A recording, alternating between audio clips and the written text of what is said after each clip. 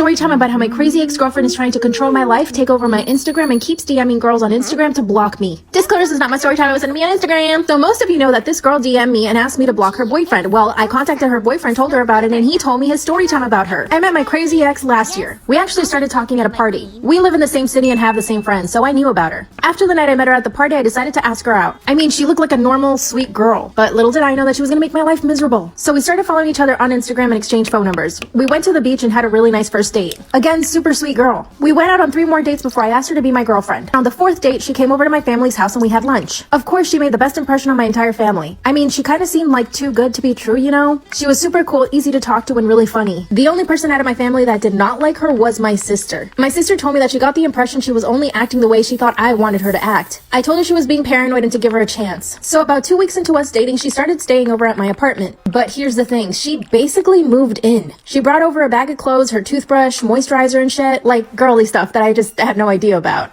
I didn't say anything to her, but in my mind I was like, whoa, this is moving a little too fast. A few days later, one of my friends had his bachelor party. So of course I told her that I was gonna go, and she got really mad. She told me that if she couldn't go to the party, then I shouldn't go at all. I explained to her that this party had been planned for months now. She then grabbed my phone and called my friend whose bachelor party it was, and she basically asked him if she could come. My friend thought it was super weird, but eventually said yes. So my crazy girlfriend got herself invited to the bachelor party. And guess what? It was at a trip club. So she spent the entire time telling me that she was super uncomfortable and didn't let me have fun at all. I barely spent time with my friends and the bachelor because she wanted me to stay with her because she felt so uncomfortable. I asked her if she wanted to go home and she said yes. I told her I'd go get her a cab, but she started to cry and told me that I needed to leave with her too. That's when I put my foot down. I mean, for her to show up to the party was bad enough, but now she's asking me to leave. I told her I was not going to leave with her and that she needed to give me space. She started begging and crying. I couldn't believe my eyes. She had never behaved this way before. I put her into the cab and she went home. Then she ignored me for 4 days and I had to beg her to talk to me. I told my sister what was going on and my sister got really angry. She said it wasn't normal for her to be behaving that way so early into the relationship and that I shouldn't be begging her. So I stopped. A few days later, she shows up to my apartment angry because I stopped chasing her. She told me that clearly I didn't love her. Mind you, we hadn't told each other we loved each other. When I told her I didn't love her back, she started yelling and running up and down the hallway in my apartment building. I told her to calm down and one of my neighbors came outside and asked if she was okay. She ran into my apartment and pretended like nothing had happened. This is where it gets crazy. Part 2 is up.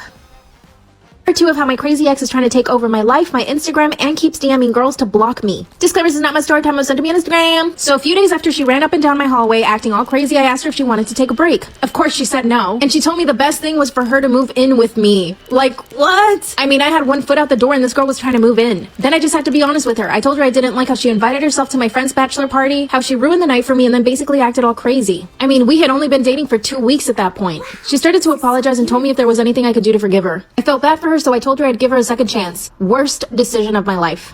Then she was suddenly back on her best behavior. This is when she started asking me questions about Instagram. She wanted to know who were the girls that I followed on Instagram. So I told her they were just girls that I didn't even know. Then she pulls out her phone and shows me my Instagram and starts scrolling through the list of all the people I follow. One by one, she started pulling up profiles and asking me if I knew the girls. I told her that if it bothered her that much, then she should just stop looking at my Instagram. That's when she told me she wanted to check my DMs just for her peace of mind. Of course, I had been DMing with other girls, but that was before I even started dating her. So I basically told her that she would find conversations from before we started dating. I made her promise not to get mad and she promised. I gave her my phone and she started checking my DMs. She saw there were no new conversations, but she asked me if she could read through the other messages with other girls. I mean, some of these girls were only friends. I put my foot down and I said no to give me my phone back. She refused and started trying to read those conversations. So I snatched my phone from her hand and told her that she was being crazy. Later that night when I went to sleep, she decided to go snooping on my Instagram again. Unfortunately for her, I caught her. And when she gave me my phone back, she had changed my password. So I couldn't even get into my Instagram anymore. So of course I broke up with her and told her to leave. A few days later, my sister heard that my ex was telling everyone she broke up with me because I hit her. Everyone was believing her. She even called my boss and told him that I had been abusing her for weeks. Thankfully, my boss didn't believe her. He knows me since I was a kid and knows that I would never touch a woman like that. That's when I heard from girls on Instagram telling me that my ex was telling them to block me. And that's when I heard from Esther Tanya. 4 days ago, my sister bumped into my ex and confronted her about everything. She told my sister I cheated on her, that I hit her, and my sister punched her. She even threatened to press charges against my sister. My mom had enough and reached out to my ex's mom. By the way, my ex's mom had no idea she was doing any of this. Her mom called me and told me that she had done things like this before, and that the best thing for me to do was just to ignore her and hope that she didn't do anything else crazy. What do I do? Something that is just a weird fear of mine is doctors pretending to be doctors. Like not actually having their licensure, but just playing the role, and secretly killing people while doing so. And yes, this has happened before.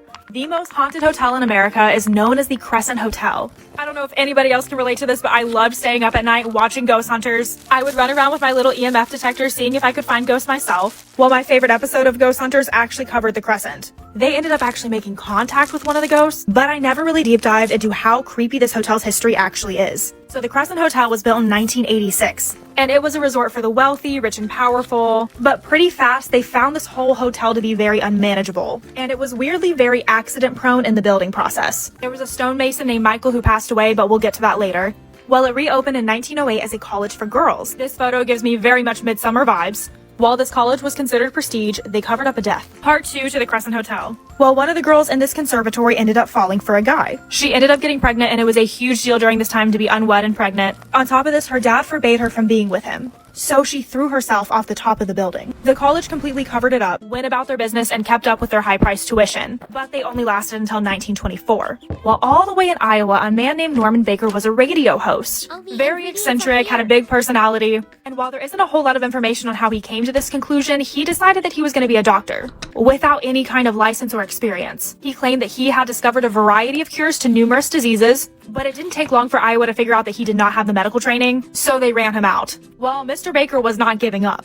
And on his ventures where he could find a new place where he could cure people, he came across the Crescent. And in 1937, he opened the Baker's Cancer Curing Hospital. Hundreds of people checked into this hospital and hundreds did not check out. Part 3 to the Crescent Hotel. It honestly breaks my heart because so many sick and desperate people showed up to his hospital because he literally claimed that he had the cure. But what his cure was injections from a mixture of glycerin, alcohol, and tea from watermelon seeds and clover leaves. And these injections were apparently extremely painful and happening 5 to 7 times a day. Patients would be in severe pain. And when they started to get extremely sick, they would be separated off from everyone else in an annex that was once used as the servants' quarters from the hotel before. And to give some perspective on the creepiness of the hotel today, that place is now a suite that you can spend the night in. And Mr. Baker was considered to have killed about 300 people because there's 300 names that were never checked out. And he actually killed them indirectly because he made his nurses do all the injections. He actually couldn't stand the sight of any medical procedure. He somehow got recognized by the American Medical Association and ended up making millions in today's money. And after people would pass away, he would take them down to the morgue, which is now the basement of the hotel.